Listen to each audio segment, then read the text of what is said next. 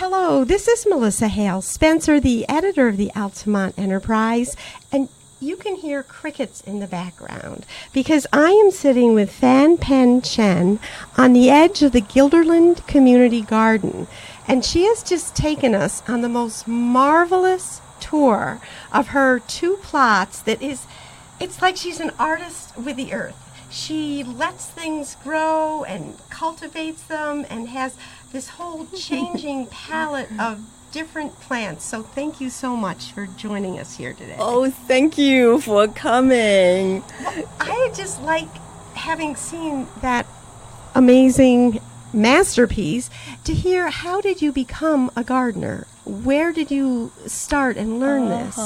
Well, my father loved gardening. So when I was growing up, we always followed him around, and then he would give us plots to garden on our own. So that was the beginning of interest in gardening. I gardened. I had houses with gardens, backyards in the past. But when I moved to Guilderland, I moved into an apartment, Fairwood apartment. I talked to the management people there, and I said, you should create a garden for people to do their gardening. And they said, well, there is a garden, community garden, right in Guilderland, and got me in touch with Jerry. And this is Jerry Hauser, who's the coordinator. Yep. He's the supervisor of the garden. And he showed me a plot which was available, and he said, well, you can start it, you can have it next year. That, I think it was late August, and I said, no, I'm going to start it right now. So I started back then. I could go to the Dutch Manor, the horse farm, right. And they would let us go and dig the manure from there. I think they don't do that anymore. But after they stopped doing that, Tom at the town, he works at the town park, who lives right next on this property. He would, as a favor, he would get compost and get horse manure, cow manure, and dump them out around the peripheral area of the garden for us, and that, the soil in my garden, after so many years of adding manure and compost to it, is really, people tell me when they rototill it, that it's really good soil. Yeah, and you said this year you hauled 20 barrels of manure down the path and into your garden. And I have to tell the listeners, because you cannot see her, that Fan is just a petite little woman. But she must be very strong. I'm less than 5'1". Yeah. Right. So tell me, one of the things that really struck me as we were taking this tour was the interaction between, you called them your neighbors, your gardening neighbors. You would say, oh, I gave Cindy this currant bush. Mine's dead now, but look at hers. Or you'd say, it just tell us a little about the community here. It's a lovely community. Yeah, I meet people from all over the world. The Africans love their chewier corn, and I got to try that. I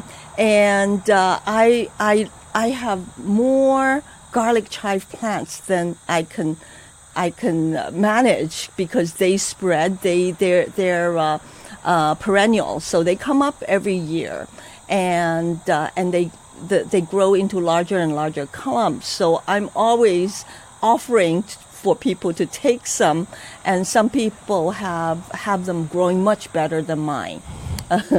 And a neighbor would say, well, if you like the basil, take some basil.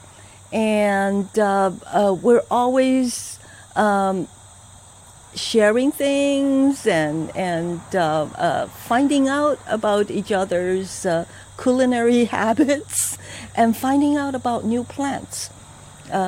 Get one plant from somebody, or my neighbor Kunyang from Hunan in China grows these wonderful Chinese long beans. I get those from him. When I see him, I said, I've been waiting to see you because I wanted some of your eggplant and I didn't want to pick them unless you're here.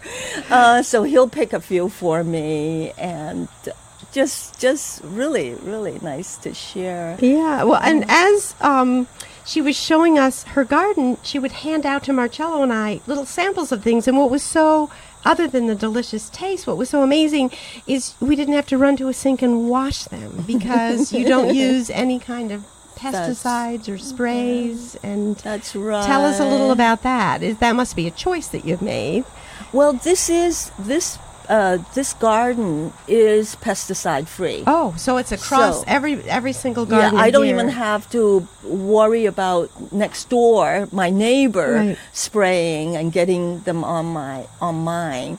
Fertilizer's okay, and fertilizer really doesn't harm us in terms of what we eat, but pesticides are harmful to the environment and to ourselves. So pesticides are not allowed, and we do quite well. You see some of the things. The leaves look like a lot of insects I've gotten at them, but the beans still grow. And I try to go. One of my I'd say this is a gross habit of mine, is to go around looking for bugs and squishing them. Well, that's a direct way to get rid of them. Right. But you don't seem particularly alarmed. You showed us the fence going in, how there were wires across the top to keep the deer out. But you said voles can get in, and as you were pulling up some very plump, luscious-looking carrots, you discovered for the first time that a vole had gotten in, but you didn't seem particularly angry or alarmed. You said you just cut it out and still eat the carrot. Yeah, I do. Yeah. Well, I'd like to hear some about the rest of your life, not as a gardener. I know you chair the Department for East Asian Studies at the University of Albany. Could you just tell us a little about your work there and how you came to the University of Albany? Okay. I feel like I'm an international person. Yeah, I feel like you are too. You kept saying, I give these leaves to my Korean friends because they use it to wrap food in, and I give these to my... You seem to have friends from all over the world. Right. Also, my own background is very international. I was born in Taiwan. Mm-hmm. When I was 10 years old, the family moved to Libya. Oh, my. And I lived there until I was 16. What did your parents do that brought you from Taiwan to Libya? My father was an army doctor, physician. Mm-hmm. And as a diplomatic gesture, the Taiwan government sent these engineers and doctors to Africa to help with diplomatic relationships. So the family moved there. When I was 16, I moved to Seattle, where I finished high school in Seattle. And then I went to Yale in New Haven for college, and Columbia for and what did you major in? I majored in Chinese literature. And then I went to Columbia University and got my PhD in Chinese literature. And also an MPhil and a master's. I saw you have many degrees. Right. And then my husband and I moved to Canada, and we were in Canada, and then he was in the oil industry. We went to Libya for 3 years, and then we went back to Canada. We went to Dubai, and then came back. I was here in Guilderland. I was at SUNY Albany teaching in the 90s. I taught 2 years here, and then went back to Canada. And then in 2002, I came back here, and I've been at the Department of East Asian Studies ever since. You really are international. In all these places, did you have gardens? Did you find a way to garden? Not all the places. In Canada, I did, but in many of the other places, in Libya, actually, I did. We were living right by the Mediterranean Sea, and the sea air made it a little difficult, and I didn't have enough fertilizer, but I did try to plant things. The water was very salty, made it a little difficult to plant things, but I managed to plant a few things there. I just think that right now the garden is something that I look forward to whenever I have time, especially in the evenings, early evenings after 6:30. My garden gets in the shade, and during the summertime when it's really hot during the day, that area in the evening is just so relaxing.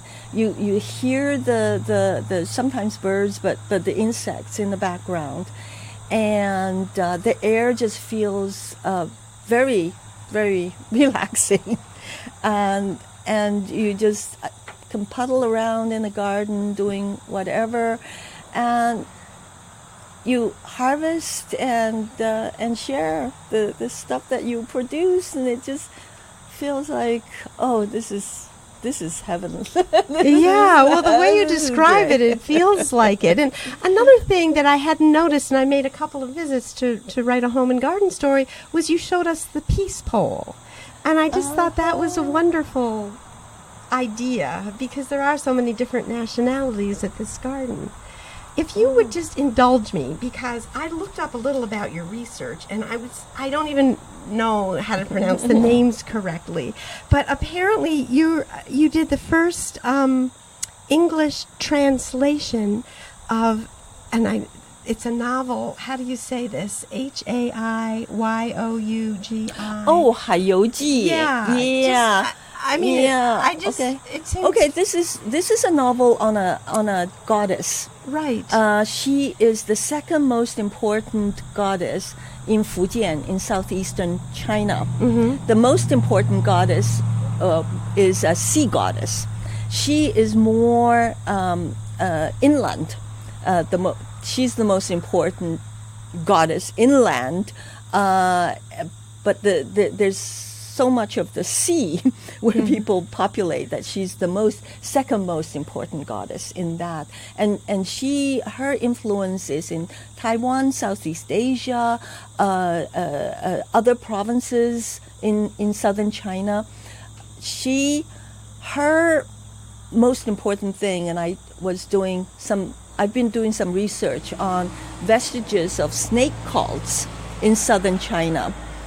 The importance of people thinking that they are descendants of snakes, and it was important to me that one of her most important accomplishments was killing snake demon.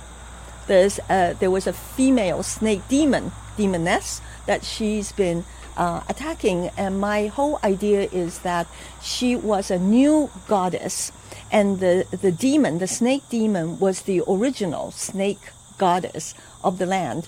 For new goddesses to have influence over the new land, the new goddess has to have to compete with and kill the original goddess, which was what she did. She was a shaman priestess herself, a real historical person during the Tang Dynasty, 9th century she lived. And then she eventually she was revered as a saint after she died, and eventually she became a goddess. And as her belief system spread, the importance of her killing the snake demon became more and more important.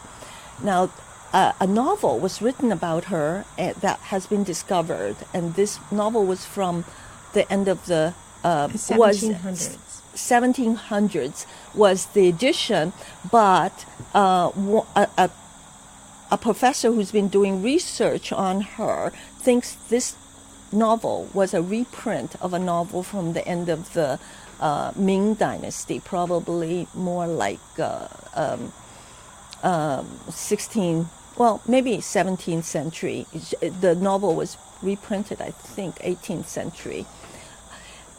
In any case, I went to a workshop and met on Daoism.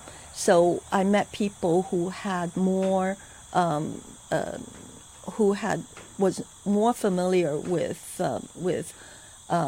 how certain popular religious terms, Daoist and popular and even Buddhist, that have been used in this novel, how they've been translated. So I start translating. I got some advice and I translated the novel.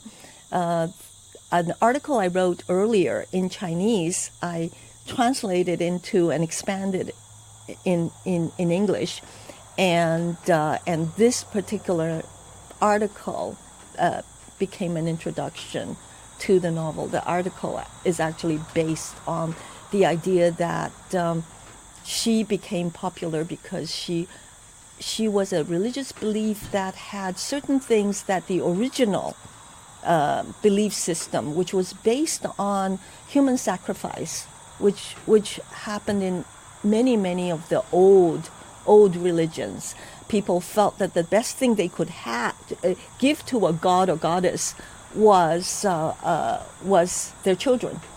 And later on, of course, as other religions come in, we realize that it's possible to have deities who don't require human sacrifice. And she was a goddess that said, no more human sacrifice. You just, give me whatever you like to offer to me. No more the requirement of children, which local religions, older religions, that she displaced did. That is so fascinating on so many levels. First of all, growing up in a culture with monotheistic religions that are patriarchal, to hear about this very ancient one that centers on powerful female figures. Right. And then also, I just wonder if you could comment on what it's like to translate. That's a creative act in itself. To read this very old work and to bring it into modern terms in a different language. Just tell us a little about that. Well, I've done a lot of translation. I think that's been a forte. At one point, I felt like translation is not as important as doing a creative work. But it is creative in its own way. Yes, like if you read the most recent translation of the Iliad, it totally changed my idea of it just because of how it was translated. It was translated. Yeah, eventually I think I remember meeting with a very senior scholar, and I talked to her about translating some opera, and which she was very interested in. She said, I don't think I can do it. And that was when I realized, well, actually, this is my forte. I can do, I've been translating shadow plays, which are traditional.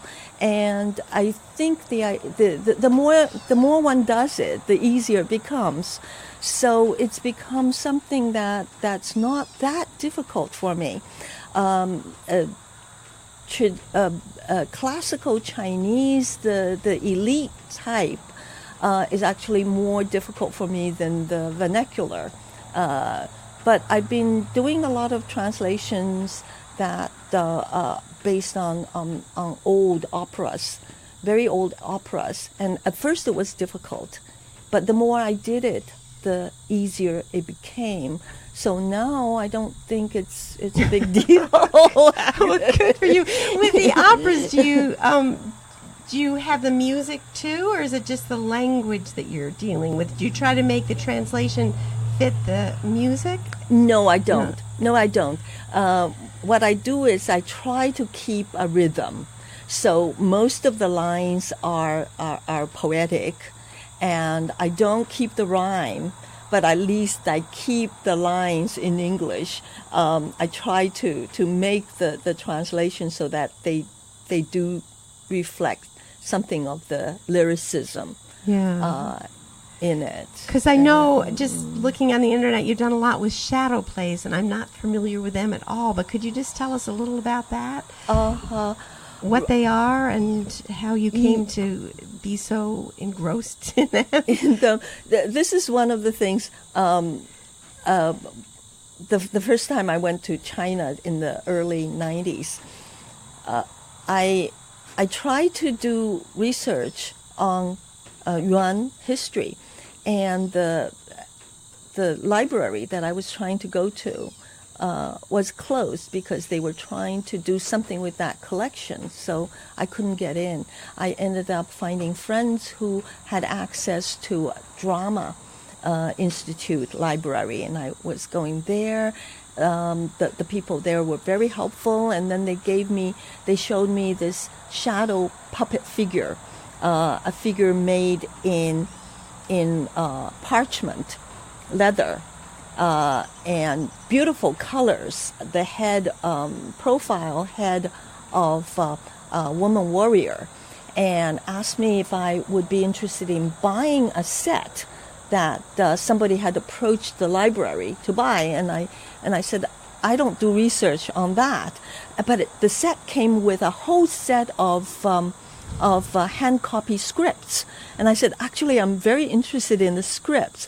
So I arranged for my sister and I to buy the whole set. She has the set now. I have all the scripts, and I started. Gosh. I was going to translate one of the plays, but even the shortest play was at least 10 volumes. And I decided it was too much. I started doing research on this field, on this area, which people haven't really done research on. So it was fascinating that this is a new field that I'm going into. The Chinese were saying, oh, why are you interested in such a, what they call cold field, not hot field, right? Cold field. And I said, oh, I'm just interested in it. Now it's a hot field in China now. Did you help make it a hot field? I don't know. I may have had something to do with it. But popular culture has become more important in China. And many of the shadow theater traditions have become designated as intangible cultural heritage. So a lot of the people I went to visit earlier who were in really very, very poor conditions are now, national treasure type figures now. What a transformation. Yeah, gosh. It's really nice. I translated quite a few plays, which got collected in one book, because the one book that I wanted to do with the history and culture of the Chinese shadow theater became too thick. So I took many of the translation of plays and put them into another book. But that one is still apparently the only one in English on Chinese shadow theater. That particular book is called The Chinese Shadow Theater, History, Religion, and Women Warriors. I've been doing a lot of research on Chinese women warriors that I was thinking about putting into a book, which I never did, and so I pulled a lot of the research on women warriors because there were a lot of women warriors in in the shadow plays, and I dealt with one particular one that was mostly the protagonist was a woman warrior, and took a lot of the research I've done on women warriors and put it into that chapter. So without doing a separate book, you combined all that research because they're part of the shadow plays. Well, can you just tell us briefly about the woman warriors in ancient China? Right. I discovered that there were very, very few real woman warriors. Most of them were fictional. Real woman warriors probably existed as among the minorities. Among minorities, women did not have their feet bound, and they were much more. They rode horses. They were much more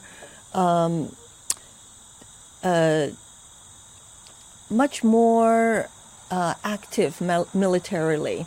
And some of them were from matrilineal type situations, families. And what I discovered, the woman warrior motif became important during the Song Dynasty. And this was about 1,000 years ago, when China became less powerful vis-a-vis the nomadic peoples, and the peripheral ethnic groups became more and more powerful. In fact, one group, the Mongols, became so powerful that they occupied most of the known world back then. And one of the Chinese dynasties was the Mongol dynasty. But even before that, the Chinese came to be aware of women warriors that existed. Whether they were bandits, among bandit groups, some there were women leaders, sisters of the leader or a leader herself, bandit groups, among minority groups. So in Chinese plays, in Chinese stories, there developed this motif of military romances where the beautiful-looking Chinese warrior, male warrior, is chased after by barbarian foreign princesses, barbarian princesses, and barbarian simply means they're not Chinese. They could be ethnically Chinese, but living not of the main group, but living as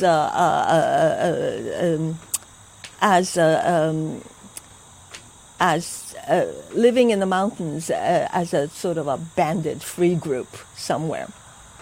So a lot of these supposedly foreign princesses fall in love with the Chinese warriors and help the Chinese. They would fight with the Chinese warriors. They're more powerful than the Chinese warriors. Some of them use shamanistic magic, but they tend to be more powerful than the Chinese. But because they fall in love with the Chinese warriors, they would help the Chinese in the Chinese cause. So it's very Sino-centric. Yeah. And it's very male-centric. So it's the women chasing after the men and helping them with their cause. It's not really what we thought of woman warriors. Right. Being You've totally, I was so excited about this as a new icon, the early Wonder Woman, but now I can see how you've deconstructed it into reality. Wow. Well, and these Chinese woman warriors were created during the Song Dynasty. They kept on being created throughout traditional China. Many of them were probably based on shaman priestess leaders of millenarium revolts. There were female leaders, and some were probably based on acrobatic troops where the women could fly over walls and stuff. And but once they become drawn into the mainstream motif, they are the ones who submit and join the mainstream and help the mainstream with their particular techniques that they have, their powers come to serve the mainstream. And that we find that throughout the literary, dramatic, even now, the Chinese woman warrior operas are very popular in China. well, our time has gone so fast. I cannot thank you enough, not just for the tour of the garden, but this little, I feel like a little crack has opened. And I wish I could sign up for one of your courses. I thank you so much. Thank you so much for giving me this opportunity. I thoroughly enjoyed it.